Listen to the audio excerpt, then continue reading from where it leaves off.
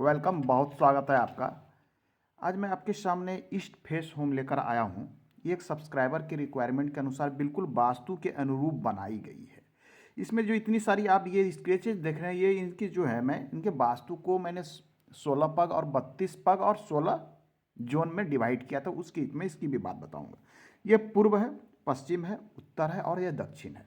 इसकी बात करें सबसे पहले मेजरमेंट की, थी ये 27 फीट थी उनकी टोटल, और यहाँ से यहाँ तक 50 फीट थी। तो उनकी जो रिक्वायरमेंट थी कि उन्हें जो चाहिए इसमें तोरो, आइए मैं बात करता हूँ। इसकी दिशाएं थोड़ी घूमी हुई है। घूमने का अर्थ है कि जब केंद्र से इसे मेजरमेंट किया गया वास्तु कंपास से, तो इसकी कॉर्नर जो है अर्थात ईस्ट दिशा यहाँ आ रही है। ये जो पूर्व है, पूर्व ये कॉर्नर पड़ रहा है, कॉर्नर। और इनकी जो है उत्तर इस कॉर्नर पर, ये नॉर्थ 0 डिग्री है। मैं यहाँ 0 डिग्री लिख देता हूँ, ये नॉर्थ 0 डिग्री है ये स्थान। तो इसके अनुसार इसका डोर जो है इस कॉर्नर में सेट करें। ऐसा नहीं समझिएगा कि मैंने इसे ईशान कोण में सेट कर दिया, बिल्कुल नहीं, ये ईस्ट में सेट है। और डोर के मेजरमेंट के अनुसार E4, E5, E6 के स्पेस को इसमें लिया गया है। आइए जैसे प्रवेश करते हैं, इनके यहाँ ये व्हीकल रखने के लिए इनको एक पोर्टिको है यहाँ पर। ये यहाँ पर इनकी चौड़ाई यहाँ से यहाँ तक ये 15 फीट है। एक मध्यम साइज का व्हीकल यहाँ पर ये रख सकते हैं, पार्किंग एरिया है। सामने ये लॉन है, यहाँ चाहे तो फूल पत्ती वगैरह लगा सकते हैं। ये बरामदे के रूप में यूज कर सकते हैं। यहाँ से जैसे प्रवेश करते हैं, ये इसका मुख्य द्वार आ जाता है घर के अंदर का। घर के अंदर आप प्रवेश करते हैं तो आप हॉल में प्रवेश कर जाते हैं। और ये केंद्र से, जैसा कि इसमें ईशान कोण निकाला गया, ईशान कोण वाले क्षेत्र में, हालांकि ईशान कोण में नहीं पड़ रहा है, लेकिन पूजा घर लगभग प्रयास किया गया है कि ईशान कोण वाले क्षेत्र में बना दिया जाए। तो यहाँ इनका एक पूजा घर छोटा सा बना दिया गया। ये इनका हॉल है। हॉल की बात करें तो इसकी यहाँ से यहाँ तक 14 फीट है, यहाँ से यहाँ 14 फीट है, और यहाँ से यहाँ तक 15 है, यहाँ से यहाँ तक 14 है। ये हॉल की बात करें, हॉल से इनको सीढ़ी दे दिया गया। ये सीढ़ी दी गई है बिल्कुल दक्षिण दिशा में वास्तु के अनुरूप, क्योंकि इस प्रकार से बनाया गया है कि आप पूरे स्पेस को यूज कर सकें। हॉल के अंदर सीढ़ी है, इस स्पेस को यूज कीजिए। अंदर में डाइनिंग स्पेस, टेबल लगा सकते हैं, इधर आप बेड लगा सकते हैं, बिल्कुल आसानी। इधर एक विंडो दी गई है आपको। इस साइड में 3 फीट की जगह भी छोड़ी गई है, ये उत्तर साइड में। आइए इस प्रकार से, आइए ये बिल्कुल अग्निकोण में, अग्निकोण के जो ये आ रहे हैं, ये देखिए, ये मैंने अग्निकोण की ये स्ट्रेट लाइन खींची है, तो इसमें मैंने रसोई यहाँ क्रिएट कर दिया है। ओके, ये रसोई बड़ा साइज का है, 88 वर्ग फीट है, 8 गुने 11, ये 8 और ये 11, 11.5, मतलब ये 90 वर्ग फीट का करीब करीब ये इनको एक रसोई किचन मिल जाता है। यहाँ से इसका डोर है एंट्रेंस।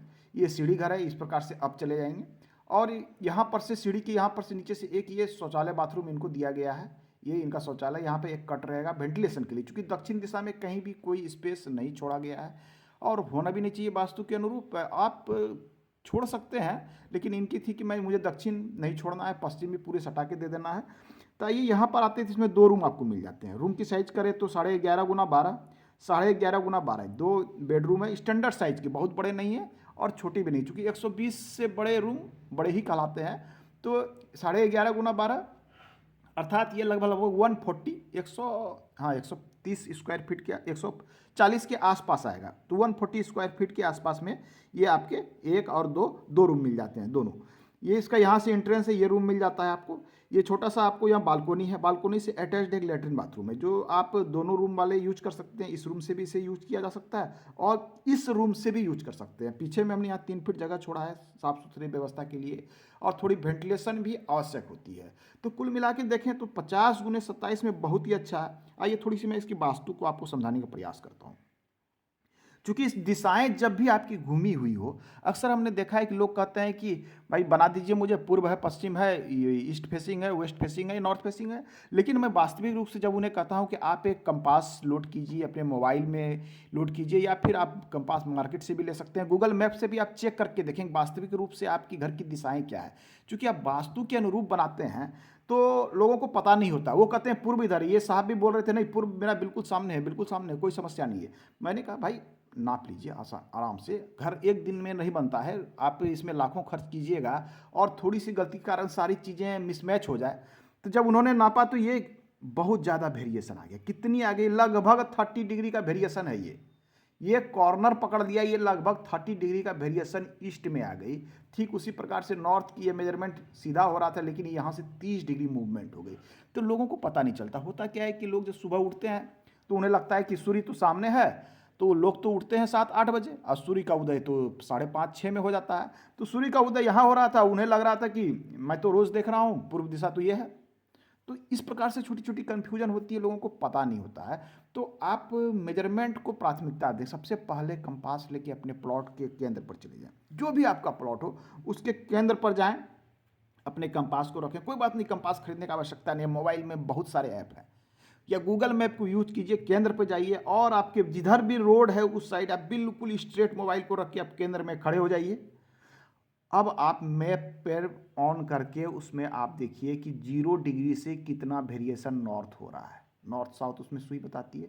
बिल्कुल आसानी से उसे क्लिक कीजिए, आपकी डिग्री वेरिएशन पता चल जाएगा। वास्तु शास्त्री को दीजिए, वो उसे 16 जोन में बांट के सारी चीज़ों को एडजस्ट कर देंगे। बहुत आसान है। आप भी यदि हमसे भी कुछ निर्माण चाहते हैं, मदद चाहते हैं, तो हमारे द्वारा भी निर्माण किया जाता है। मैं लोगों को बना बना के समझा के सारी चीज़ें भेज देता हूँ, वो उनका निर्माण कर लेते हैं। कोई समस्या नहीं है। आप एक अच्छे इंजीनियर या ठेकेदार के नियंत्रण में आप घर बना सकते हैं, कोई समस्या नहीं है। वास्तु में एडजस्ट कर देता हूँ बहुत अच्छी तरीके से। तो आज के अंक में इतना ही, मिलते हैं अगले अंक में। धन्यवाद।